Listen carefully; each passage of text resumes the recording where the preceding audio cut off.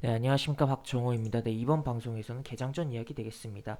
여러 가지 뉴스를 보고 또 이제 국내 증시를 살펴보는 그러한 시간 가져보도록 할 텐데 영상 하단에 구독과 좋아요 버튼 눌러주시고 이야기 시작해 보도록 하겠습니다. 보시면 5대 은행 요구불 예금 553조 그리고 코로나 이후 60조 폭증이라는 부분인데 기존에 코로나 전에도 이미 갈 곳을 찾지 못한 돈이 꽤 많았다. 근데 코로나 이후 더욱더 증가했다라고 볼 수가 있겠습니다.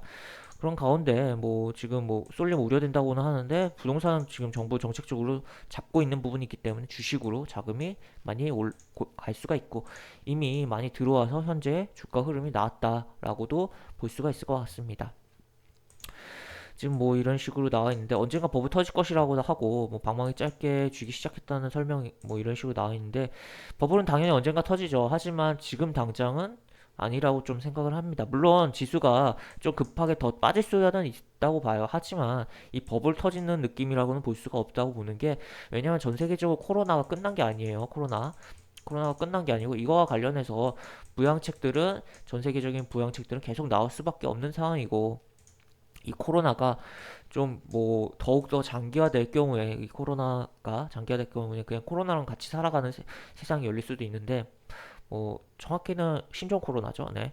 코로나19 살아갈 수 있는 상황이 벌어질 수가 있는데 그렇다면 결국에는 경기 부양을 위해서 여러 가지 뭐 유동성을 공급하는 부양책들이 계속적으로 나올 거고 그런 부양책이 점진적으로 줄어들면서 진행이 될 것이다. 그렇다면은 이제 버블이 터지긴 터지겠지만 언젠가는 당연히 터지겠지만 이게 이제 당장은 터질 게 아니고 이러한 줄어드는 과정 속에서 터질 수 있다라고 볼 수가 있겠습니다. 그러니까 요 뭐 버블이라는 거 코로나 상황이랑 연동해서 봐야 된다라고도 볼 수가 있을 것 같습니다. 이렇게 보시면 되겠고 지금 굉장히 긍정적인 기사 하나 나왔어요. 이거 굉장히 한 달 전인가 제가 영국에서 무슨 플라스틱을 분해하는 뭐 효소를 발견했다는 그런 기사를 봐서 이거 굉장히 괜찮다라는 내용이 생각을 했었는데 지금 이거는 플라스틱 대체하는 신소재입니다.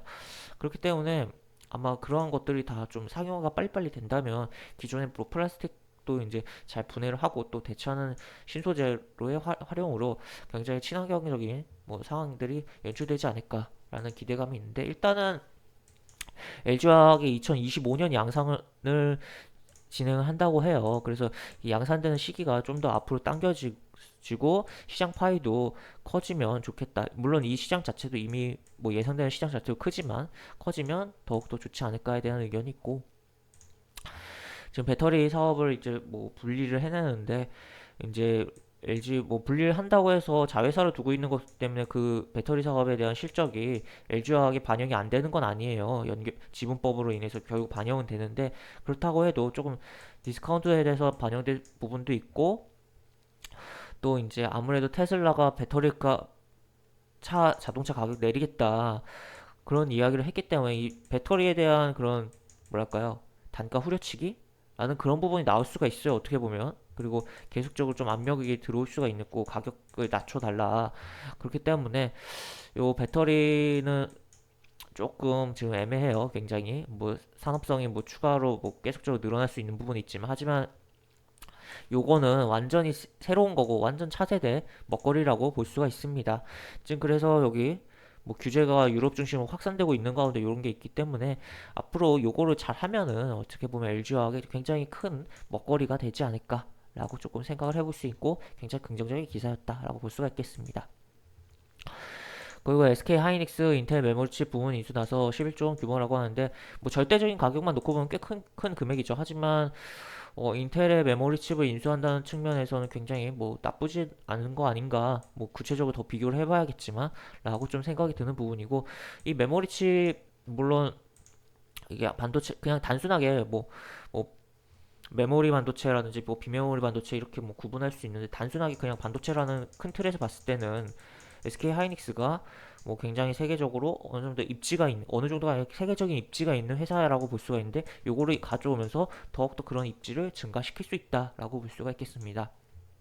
굉장히 주가 흐름이 아슬아슬하게 뭐 더 빠질 것처럼 막 그러다가 굉장히 돌려서 움직이는 SK 하이닉스인데 SK 지금 뭐 이런 식으로 어떻게 보면 굉장히 아슬아슬한 흐름 이후 여기서 아슬아슬한 흐름 이후 이렇게 이게 추세로 타려고 하는 그런 흐름이 나오고 있어요. 뭐 여기서 더 흔들릴 수도 있겠지만 굉장히 조금 길게 뭐 추세를 타면서 움직일 수 있는 거 아닌가에 대한 부분도 생각을 해봐야 되는 그런 시점이다라고 볼 수가 있을 것 같습니다. 그리고 다른 기사를 보면 요 쇼핑입니다. 최근에 뭐 보시면 일단 기사부터 볼게요. 블랙 프라이드 뭐 등에 시작된다라는 부분인데 그러니까 이제 그 쇼핑 업계가 이제 뭐 날도 추워지고 뭐 의류 같은 거 판매도 늘리고 뭐 여러 가지 방법을 해서 그리고 또 3분기에는 뭐 추석 연휴 때 뭐 선물 세트 많이 팔린 것도 있고 한글날 연휴 때도 뭐 매출 증가했다는 부분이 있었는데 어쨌든 코로나 관련은 타격 업종으로 분류가 됐던 부분이었는데 최근 뭐 자산 가치도 부각되고 뭐 매출에 대한 부분도 내용이 나오면서 점점 올라오고 있다. 특히 최근에 롯데 쇼핑이 굉장히 강했었고, 그리고 그 전부터 이마트 같은 경우는 이제 코로나 피해 업종이라고 봤다가 수혜 업종이라고 돌아서면서 계속적으로 강하게 흐름이 나오고 있다라고 볼 수가 있겠습니다. 한번 차트 보고 넘어가죠. 이마트 같은 경우는 뭐 보시면 뭐 배당도 하기 시작했었고, 뭐 이렇게 지금 추세적 계속적으로 상승이 나오고 있다. 코로나 관련 피해 업종이었다고 수혜 업종으로 부각되면서 또 실적도 또 뭐 살짝 저점을 찍었다가 여기 보시면 여기 뭐 2분기 다시 적자로 돌아오긴 했는데 찍었다가 흑자로 1분기에 돌아섰고 지금 아직 요 부분 아직 뭐 나와야겠지만 요 적자 폭은 줄어들 가능성이 높지 않나. 예상되는 실적도 작년보다 높을 것으로 조금 예상되고 있는 상황이다 라고 볼 수가 있겠습니다. 그래서 뭐 이런 식으로 지금 뭐 움직임이 나오고 있는 가운데 최근 뭐 백화점 쪽은 롯데쇼핑이 강한 흐름이 나오고 있다라고 볼 수가 있겠습니다. 지금 여기서 보시면 이렇게 올라가고 내려갔다 이렇게 주가가 올라온 상황이고 그 다음에 뭐 현대백화점 그 다음 신세계 순으로 움직이고 있는데 아무래도 백화점을 운영하는 회사들 같은 경우 백화점에 대한 그런 부동산 가치가 상당히 있기 때문에 그러한 부분이 부각되면서 오를 수가 있는 부분도 있죠. 본업이 잘 안 되더라도. 하지만 지금 본업도 다시 회복하고 있는 상황이다 라고 볼 수가 있겠습니다. 그리고 현대백화점 볼까요? 현대백화점 조금 뭐 어제 굉장히 뭐 강하게 이렇게 움직여서 왔는데 롯데쇼핑보다는 출발 시점은 늦어요. 그렇지만 괜찮게 흐름인데 지금 뭐 면세점 업계 뭐 정부 지원 절실하다는 뭐 그런 이야기도 나오고는 있지만 어쨌든 현대백화점 같은 경우는 면세점에 그런 코로나 안 좋은 상황 속에도 공을 들이고 있는 게 눈에 보여요. 왜냐하면은 이게 현대백화점 쪽에 그런 면세점과 그런 마케팅이 SNS 마케팅이 굉장히 활발하게 진행되고 있다라고 볼 수가 있겠고 이런 부분이 어떻게 보면은 뭐 어려울 때 투자를 하고 좀 마케팅으로 기반을 다져놓으면 지금 당장 고비만 넘기면 회복됐을 때 굉장히 수혜를 볼 수 있는 부분도 있기 때문에 그런 부분도 좀 생각을 해보면서 봐야 되는 상황이다라고 볼 수가 있을 것 같습니다. 뭐 요런데 지켜주고 이렇게 움직여주면 가장 베스트하고 뭐 밑으로 빠지더라도 이렇게 움직이다가 뭐 추가적으로 움직일 수 있기 때문에 자산 가치 있는 회사니까 좀 뭐 그런 식으로 보면 되지 않을까. 뭐 미래를 코로나 이후 시대를 본다면 뭐 이런 코로나 피해 업종들 중에 좀 자산 가치가 있는 종목들 주의 깊게 봐야 될 필요 있지 않나라고 보시면 되겠습니다. 그렇게 보시면 되겠고 지금 감사원 뭐 이런 뭐 여기 이렇게 나온다는데 지금 어제 보성 파워텍이 꽤 강하게 움직였었어요.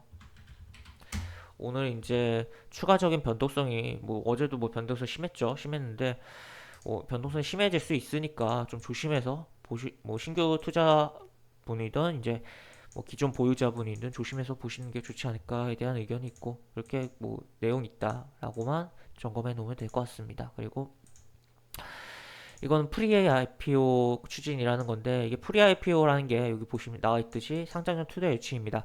그냥 IPO는 기업 공개로라고 해서 이제 뭐 코넥스라든지 코넥스 뭐 정확 대부분은 이제 코스피 코스닥이죠.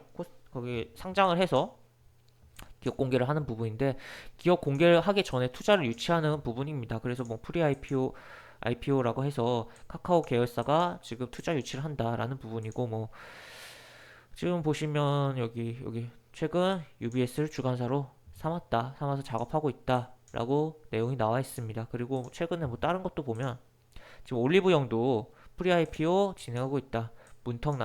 낮은 문턱에 뭐 중견 뭐 재무적 투자자들 인수 의향을 밝혔다라고 보시면 되겠습니다.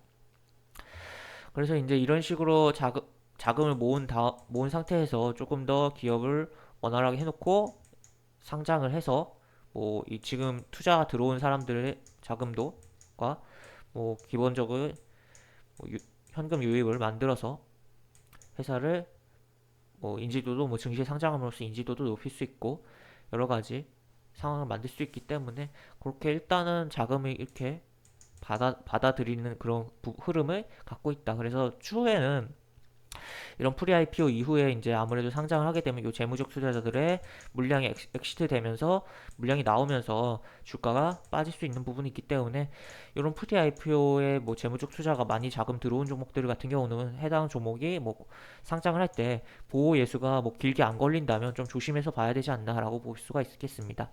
최근 빅히트 같은 경우도 가장 뭐 위에 이제 주주 같은 경우는 보호예수가 걸렸지만 그 밑에 한 4대 주주부터는 보호예수가 걸리지 않았기 때문에 물량이 쏟아지면서 물론 공모가에 대한 고평가 논란도 있긴 하지만 어쨌든 이게 물량이 쏟아지면서 수급적인 측면에서 굉장히 좀 안 좋은 흐름이 나오고 있는데 그러한 부분도 생각해 봐야겠다라는 부분 점검해 놓을 수 있을 것 같습니다. 그리고 이건 기사가 좀 오래된 기사인데 9월 기사예요. 9월 기사인데 세계 최대 운여서 블랙로 코스닥 눈물에 70% 손절했다라는 부분인데 바로 그 종목이 어제 굉장히 안 좋은 흐름이 나왔던 헬릭스 미스입니다. 헬릭스 미스 이게 지금 요거 내용이 뭐 부각되면서 더 급락이 나왔죠. 지금 급락이 나오고 뭐 주가 살짝 볼까요? 그냥 깔끔하게 뭐 하한가 나왔다고도 깔끔하다고 표현하면 보유자분들 입장에서 굉장히 안 좋을 수 있긴 한데 어쨌든 이게 굉장히 안 좋은 흐름이 나왔다라고 볼 수가 있겠습니다. 지금 세계적인 운영사도 뭐 손절하는 마당에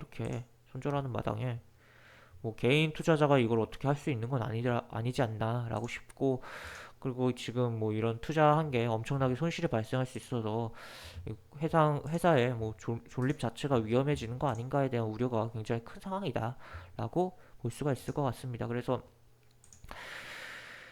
네, 이게 어디까지 떨어질지는 솔직히 모르겠고 앞으로 지금 보시면 아직 역사적 신저가는 아니에요, 다행히. 그렇지만 역사적 신저가가 2천 얼마대인데 여기까지 떨어지기는 기술적으로는 조금 어렵지 않나 싶고 그렇더라도 더 많이 하락할 수 있는 상황이기 때문에 굉장히 주가 흐름이 안 좋기 때문에 네. 보유자분들 입장에서는 어떻게든 이제 한가가 풀리고 거래가 재개된다면 탈출하는 입장으로 보시는 게 좋겠고 신규 접근자 입장에서도 이제 이게 단타거리가 될 수는 있지만 웬만하면 이 종목은 건드리지 않는 게 웬만하면 좋지 않나라는 그런 의견이 있는 상황입니다. 네. 굉장히 좀 무거워지네요. 이런 안 좋은 상황의 종목에 대한 이야기를 하니까 네. 그렇게 보시면 되겠고 그리고 이제 유럽 상황입니다. 지난 밤사이 유럽 증시 일제히 하락했다. 브렉시트는 뭐 울거먹을 대로 울거먹고 있는 내용인데 뭐 보시면 되겠고 코로나 재확산 악재 겹쳤다라고 부분이고 특히 어 여기 안 나왔네요. 이거 다른 기사 볼까요?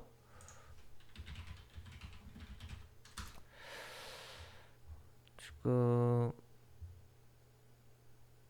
요거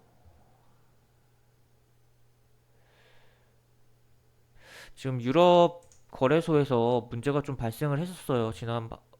밤 사이에 지금 보시면 지금 유럽 증권거래소 오후 거래 전부 무효와 오전엔 거래 마비 파리 거래소를 기준으로 주식 여기 이런 식으로 뭐 나와 있는데 하여튼 이런 악재도 있었다라는 부분입니다. 여기 유로넥스트가 운영하는 파리 거래소를 시작으로 브뤼셀, 암스테르담 뭐 이런 식으로 기술적 장애가 발생 거래가 중단됐었다라고 볼 수가 있겠네요.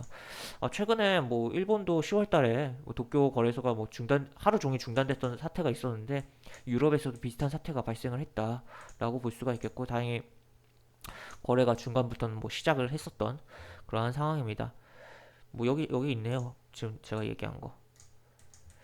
그렇게 해서 지금 뭐 거래소들에 대한 그러한 부분이 안 좋은 부분들이 나오고 있어서 투자자들에게 조금 뭐 증시에 대한 신뢰도가 떨어질 수 있는 부분이 발생을 했다라고 정도만 생각해 볼 수 있겠고 이렇게 보시면 되겠고 뭐 우리나라 같은 경우 그냥 한국 거래소가 독점하는 구조인데 해외는 그런 게 아니라 좀 이런 식으로 뭐 해외 회사들이 뭐 문에서 거래에서 뭐 운영에서 문제가 생기면 이런 식으로 발생을 할 수 있다라고 볼 수가 있겠고 과거 여기 일본에서도 요거 오사카 거래소는 정상적으로 되는데 도쿄에서만 문제가 발생했던 그러한 상황이다라고 볼 수가 있겠습니다. 그리고 뉴욕 여기 보시면 미국 증시입니다. 불확실한 부양책 나스닥 하락했다. 그리고 그 원유 뭐 이런 식으로 흘러갔다라고 볼 수가 있겠습니다. 쭉 보시면 뭐 이런 식으로 불확실하다. 불확실성 뭐 미 대선 가까울수록 이거는 뭐 계속적으로 나올 수 있는 부분인데 그리고 산유국의 감사는 이행 의지도 약세를 나타냈다 해서 유가가 하락했다. 하락했어도 예전에 급락했을 때 당시보다는 높은 상황이죠. 어쨌든 뭐 이런 식으로 내용이 나와 있다라고 보시면 되겠고 뭐 국제금값도는 소폭 상승했다라고 보시면 되겠습니다. 그래서 지금 뭐 해외 증시가 결론적으로 안 좋았다라고 볼 수가 있겠고 우리 증시로 넘어가서 보면 코스피 같은 경우 어제 기관이 꽤 많이 매수를 했는데도 불구하고 음봉이 나온 하루였다라고 볼 수가 있겠고 여기서 뭐 해외 증시 영향으로 개파락이 살짝 나오고 차라리 오늘 양봉을 보여주는 게 좋은 상황이다라고 볼 수가 있겠는데 지금 뭐 어떻게 기관이 어떻게 액션을 취하는지에 따라 좀 달리는 코스피다라고 볼 수가 있겠습니다. 과거 이때 5일과 5일 맞죠? 5일과 7일 기관이 강하게 매수하고 다음날 계속 방치했거든요 거의 그 기관이 매수를 추가적인 매수가 없이 그렇기 때문에 어제 매수를 많이 했는데 근데 어제는 양봉이 안 나왔어요. 그렇기 때문에 어떻게 될지 약간 모르는 물음표인 상황인데 오늘 뭐 기관의 동향에 따라서 우리 증시는 결국 움직일 거다. 특히 코스피는 이라고 볼 수가 있겠고 기관 기술적으로 봤을 때는 아무래도 그냥 여기까지 아예 빠져주는 게 차라리 낫지 않나라는 생각도 들어요. 이 기관이 많이 매수한 요 두 달을 저가를 다 깨면서 살짝 빠진 다음에 튕겨주는 게 오히려 장기적으로 봤을 때 우리 증시에 좀 긍정적이지 않을까라는 생각도 있는데 어쨌든 지금 상황이 자꾸적으로 계속적으로 음봉들이 많이 나오는 상황이 연출되고 있어서 그렇게 바람직한 상황은 아니다라고 볼 수가 있겠습니다. 하지만 큰 그림으로 봤을 때는 결국 이렇게 상승했고 이게 여기서 버티면서 그냥 변동성만 크게 주면서 결국에 횡보다라고 볼 수가 있겠습니다.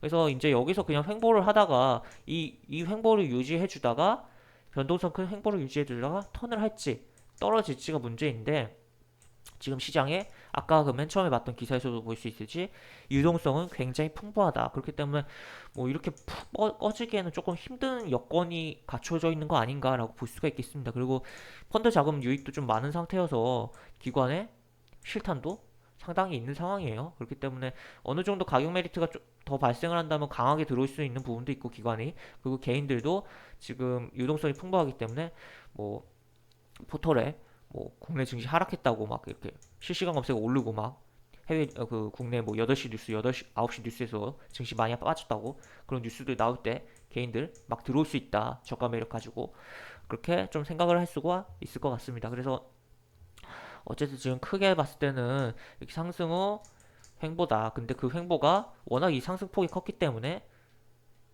굉장히 변동성이 큰 상태의 횡보다라고 보시면 되겠고 워낙 이 기간이 컸기 때문에 이 횡보의 기간도 다소 길어질 수 있지 않을까에 대한 부분을 생각해 볼 수 있는 상황이고 11월 3일 미국 대선이 있다는 것도 생각을 해야 되는 그런 상황이다 라고 보시면 되겠습니다. 그리고 코스닥 보면 코스닥은 사실 코스피보다는 좀 안 좋아요.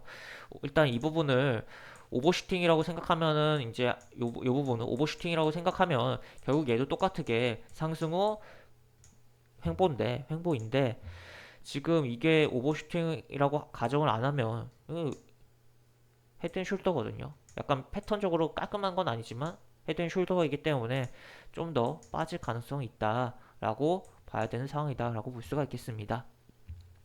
그래서 지금 다만 근데 코스닥 같은 경우는 기본적으로 종목들 특징이 물론 코스닥 대형주들은 지수 연동하지만 그냥 약간 따로급박으로 움직이는 그런 성향들이 강하기 때문에 특히 코스닥이 조금 어느 정도 슬림한 종목들은 그렇기 때문에 지금 코스닥 종목 투자하실 때는 조금 무게감이 가벼운 종목으로 분할로 접근하시는 게 지금 시장에선 좋지 않을까에 대한 그런 의견이 있는 상황입니다.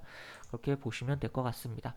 이렇게 해서 영상은 마무리를 하도록 할 텐데 영상 하단에 보시면 설명과 댓글 부분에 동일한 링크가 들어갑니다. 제가 운영하는 무료 카톡방으로 입장하실 수 있는 링크이고 입장하시면 장중에 여러 코멘트 해드린 부분이 있고 무엇보다 무료 공개 추천주라고 해서 매수부터 매도까지 리딩 해드리는 부분이 있으니까 이 부분도 참고하시면 많은 도움이 되지 않을까 싶습니다.